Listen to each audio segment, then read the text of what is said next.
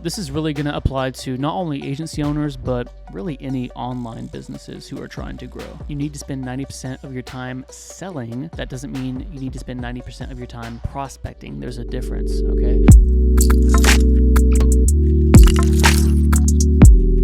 5 agency myths and the underlying truths about them.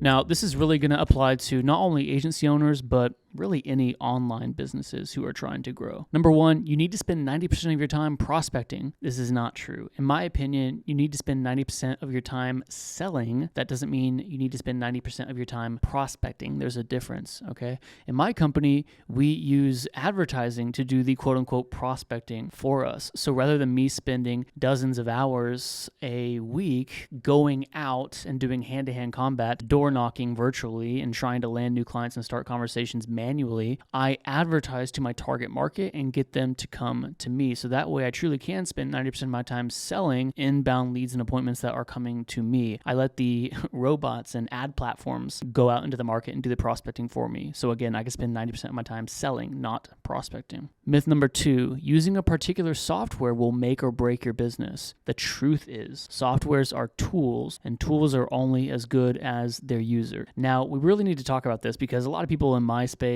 in the digital marketing agency space, have big time fetishes over these softwares like ClickFunnels and Go High Level and any other like either agency management software or CRM or funnel builder software that you can get your hands on. The truth of the matter is, like I said, the tool is only as good as the user. I don't care which funnel builder you use. I don't care which CRM you use. You just need to get good at copywriting and building funnels or developing a sales process and using your CRM and even the crappiest software in one of those topics like CRM or funnel builder, etc. will work if you work it well. Myth number 3, lack of success means you should switch niches. Okay, and the truth here is that the same problems are waiting for you in the next niche. This is a pretty specific one. I've just talked to a lot of agency owners recently who come to me and say, hey, I'm trying to niche down with my agency, which by the way, that's a whole nother topic. I don't think you need to niche down your whole agency. You just need to niche down your marketing campaigns. You can be a broad generalist agency who has clients in all different industries, but whenever you go to advertise and generate leads for your own agency, your marketing is going to be 10 times more effective if your marketing and messaging is geared towards one niche. So that's for free. But the thing I keep on hearing from agency owners is, Blake, I'm having a hard time generating leads in this niche, or I'm generating leads, but it seems like the people in this niche are really low on cash or they don't want to invest in marketing, etc., etc. And so, Blake, should I switch niches? Should I switch from the med spa niche to the roofing niche or one other popular niche in the agency space? The truth is, guys, those problems are going to be waiting for you in the next niche. The solution is to stay where you are, like keep the course, keep on grinding it out in the direction you're going in, but get better at solving those individual problems for that niche, such as like show up rate or lead quality, things like that, right? So again, whether it's the niche you're in right now or the niche you want to move to, you're going to have to solve problems like, how do I rewrite this ad copy so it qualifies and disqualifies my prospects better? How do I CRO or conversion rate optimize this landing page or this lead form to make sure it's qualifying the leads in the way I want it to?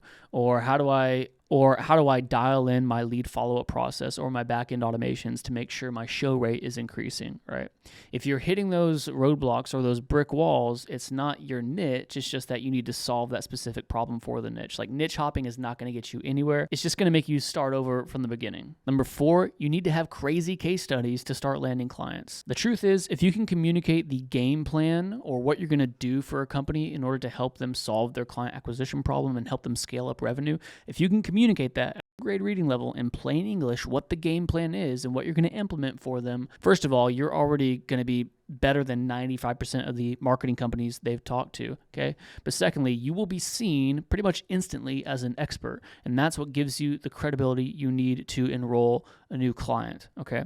So if I hop on a call and I tell someone, hey, this is the 1, 2, 3-step process for how we're going to get you more customers. If it's SEO, hey, here's how we're going to do content and backlinks and citations, which is going to build up your credibility in Google's eyes, rank your website a little bit higher next to your competition, and that's going to get you more phone calls. Does that make sense? Or with advertising, hey, we're going to buy traffic rather than producing organic traffic like SEO. We're going to buy traffic from Google or Facebook ads. And whenever people land on a landing page, they're going to see this, and they're going to see this, and we're going to write this ad copy to make sure they fill out the form and yada, yada. And they're on the back end. Or if it's paid traffic, you're communicating to them, hey, we're going to launch these ads. It's going to drive the traffic to this landing page, which is optimized to generate opt-ins and bookings. Okay. And on the back end, we're going to set up an automated system that will deliver the lead to your inbox and also through text and your CRM, etc. Does that make sense? So if you can explain these things and explain the whole game plan in third grade reading level, plain English, again, by the time you get done explaining that, you're seen as the expert. And then there's such a very small chance they're actually going to ask for like case studies and reviews and testimonials and whatnot, because questioning your ability is not even going to come to mind for them. I would say out of all the sales calls I've taken, which is like thousands, I would say I only get asked for case studies or references, etc.,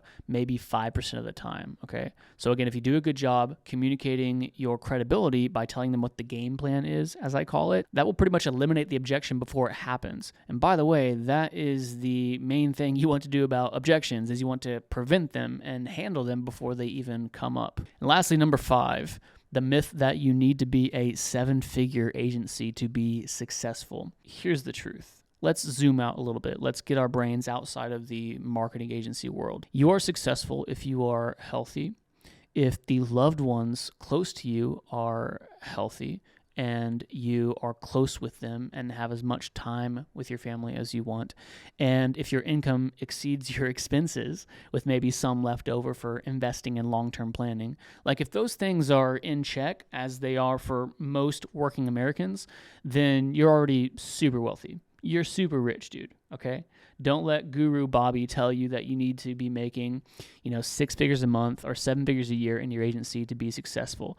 Some people will get to 30, 40, 50K per month, and let's say they have like 20 clients, and they have a fulfillment team taking care of fulfillment. They have an account manager handling all client communications, and them as the agency owner, they are focused on bringing in new leads either through their network or paid advertising, and then they're having conversations with business owners and landing the deals. And like that smooth, well-run machine is producing a good amount of income to where we can pay ourselves a salary, we can invest into long-term assets monthly, and things are like super smooth sailing. Dude, that's wealthy in my mind. Like I know several agency owners who get to that cruising altitude and then just stay there, and they're super happy, and life doesn't need to be any more stressful than what it is. Because I can tell you, whenever you go from 20K to 50K to 100K to 200K per month, in my experience, stuff does get a little bit crazier and much more complex and stressful until you work out the kinks, just like you had to do back at 20K per month or whatever.